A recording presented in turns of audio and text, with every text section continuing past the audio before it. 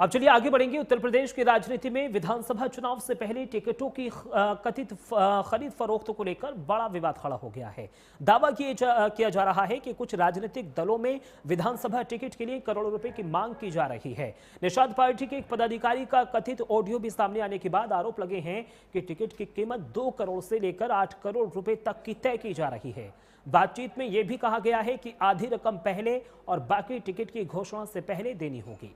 हालांकि इन दावों की आधिकारिक पुष्टि नहीं हुई है और संबंधित दलों की ओर से यह भी इस पर प्रतिक्रिया का इंतजार है। लेकिन चुनावी सरगर्मियों के बीच टिकटों की जो कथित बिक्री का मुद्दा है, अब सियासी बहस का बड़ा विषय बनता जा रहा है।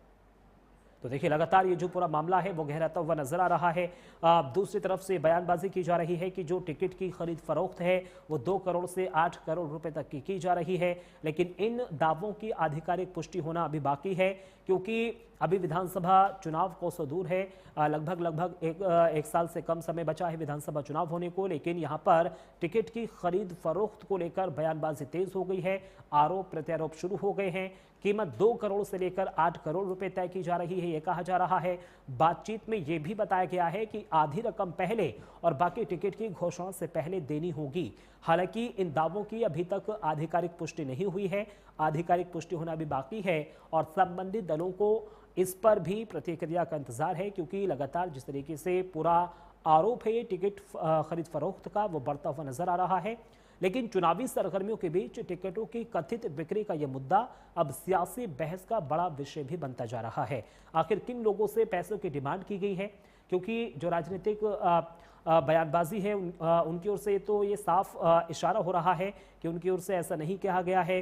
साफ तौर पर वो इस बात को नकारते हुए नजर आए हैं, क्योंकि उत्तर प्रदेश की राजनीति में जब इस तरीके का घटनाक्रम होता है तो सभी अपना पल्ला यहां पर झाड़ते हुए नजर आते हैं। लेकिन अब विधानसभा चुनाव से पहले टिकटों की जो कथित खरीद फरोख्त है उसको लेकर लगातार बड़ा विवाद यहां पर खड़ा होता हुआ नजर आ रहा है। कुछ राजनीतिक दलों में विधानसभा टिकट के लिए करोड़ों रुपए की मांग की जा रही थी। निषाद पार्टी के एक पदाधिकारी का कथित ऑडियो सामने आने के बाद आरोप लगे हैं कि टिकट की कीमत करीब 2 करोड़ से लेकर 8 करोड़ रुपए तय की जा रही है। बातचीत में यह भी कहा गया है कि आधी रकम पहले और बाकी टिकट की घोषणा से पहले देनी होगी। अमित मिश्रा हमारे संवाददाता ज्यादा जानकारी के लिए हमारे साथ लाइव जुड़ रहे हैं। अमित, देखिए, विधानसभा चुनाव अभी कोसों दूर है, लेकिन अभी जो टिकट की खरीद फरोख्त की चर्चाएं हैं वो चरम पर पहुंच रही हैं। 2 करोड़ से लेकर 8 करोड़ रुपए कीमत बताई जा रही है। क्या कुछ है ये पूरा मामला? जी बिल्कुल, देखिए समझ एक वायरल जो है वीडियो हुआ था जिसमें ये कहा जा रहा था कि जो टिकट है, तो देखिए 2027 चुनाव आ रहा है, तो तमाम पार्टियां जो हैं वो एक्टिव हो रही हैं और जो चुनाव में इच्छा रखते हैं, जो चुनाव लड़ना चाहते हैं, वो भी एक्टिव हो रहे हैं। ऐसे में एक वीडियो वायरल हो रहा था जो निषाद पार्टी के पहले अध्यक्ष रह चुके हैं और चुनाव प्रभारी भी है।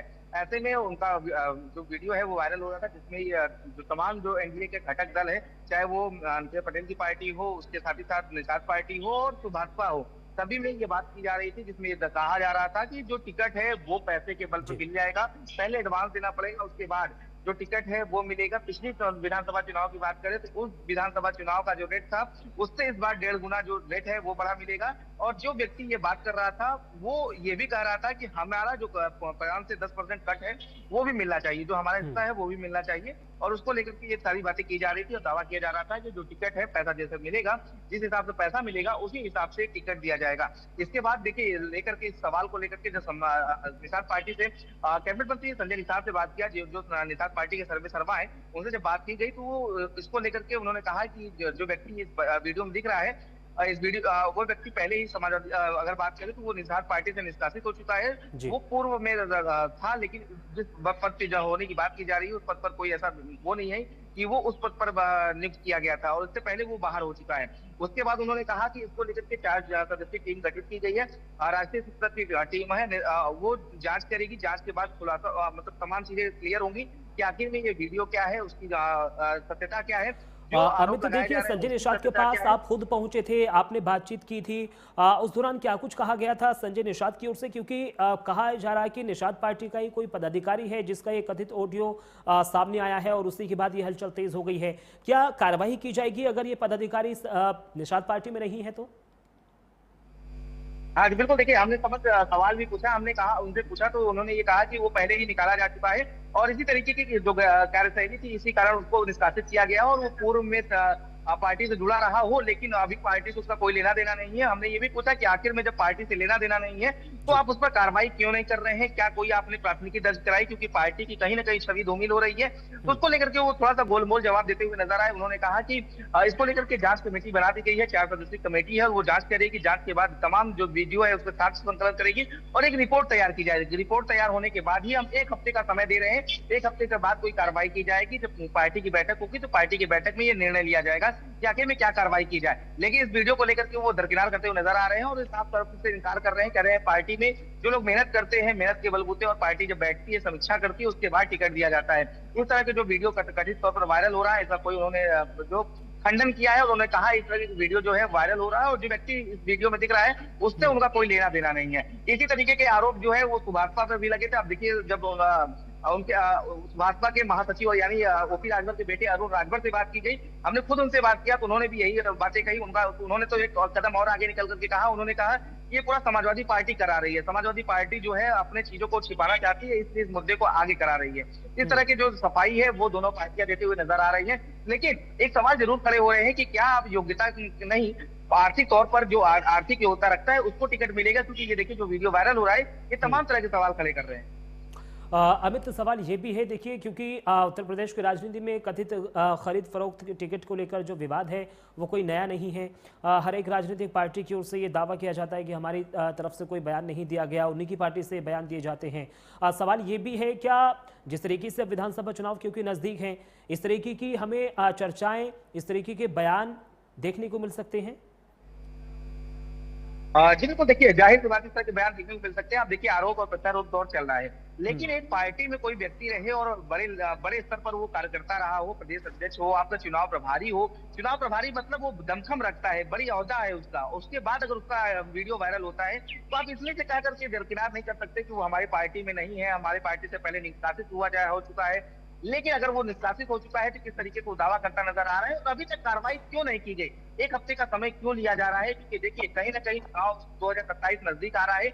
ऐसे में जब पार्टियों पर सवाल खड़े हो रहे हैं उसके बावजूद भी कार्रवाई नहीं हो रही है। तो लेकिन क्योंकि चुनावी वर्ष में पार्टियां प्रवेश कर रही हैं, इस तरह की तमाम चीजें देखने को मिलेगी। लेकिन ये सारी चीजें कहीं ना कहीं सवाल खड़े कर रहे हैं और जिस तरीके से टिकट को खरीद फरोख्त को लेकर के सवाल खड़े होते रहे हैं उस पर कहीं ना कहीं ये वीडियो जो है वो और सवालिया निशान खड़े कर दे रहा है कि क्या जो पार्टियां हैं, जो छोटे दल है, वो पैसे देकर के टिकट देते हैं। क्योंकि जिस तरीके का वीडियो आया है उसमें साफ देखिए कि रेट लगाया जा रहा है, बताया जा रहा है कि फराक से कितनी रेट है, इतना रेट था, इससे पहले इतना रेट था। पिछला जो विधानसभा 2022 हुआ है उसमें ये रेट था, इस बार बढ़ गया है। यानी आप समझिए टिकट में भी टैक्स बढ़ रहे हैं। कहा जा सकता है जिस तरीके से महंगाई दर बढ़ता है वैसे टिकट में भी बढ़ोतरी की जा रही है। पिछले विधानसभा में इतने रेट थे, इस बार 1.5 गुना बढ़ करके रेट जो है वो है, उसमें अपना हिस्सा भी माना जा रहा है। लेकिन इसको लेकर के साफ तौर पे पार्टियां जो है जिन पर आरोप लग रहे हैं वो दरकिनार करते नजर आ रही है, आरोप को खारिज कर रहे हैं।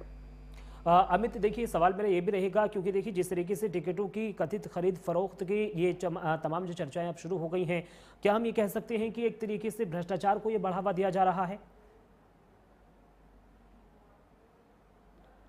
तो छोटे दलों पे पहली बार आरोप नहीं लगा, इससे पहले भी आरोप लगे हैं। लेकिन देखिए आरोप बेहद गंभीर है क्योंकि पार्टी का वरिष्ठ कार्यकर्ता यानी वरिष्ठ पदाधिकारी जो आपके पूरी पार्टी को संचालित कर रहा हो, उसका भले वो आप कह रहे हैं कि वो पूर्व में रहा हो, लेकिन आपकी पार्टी से जुड़ा रहा है, यानी वो पार्टी की गतिविधियों से वाकिफ रहा है।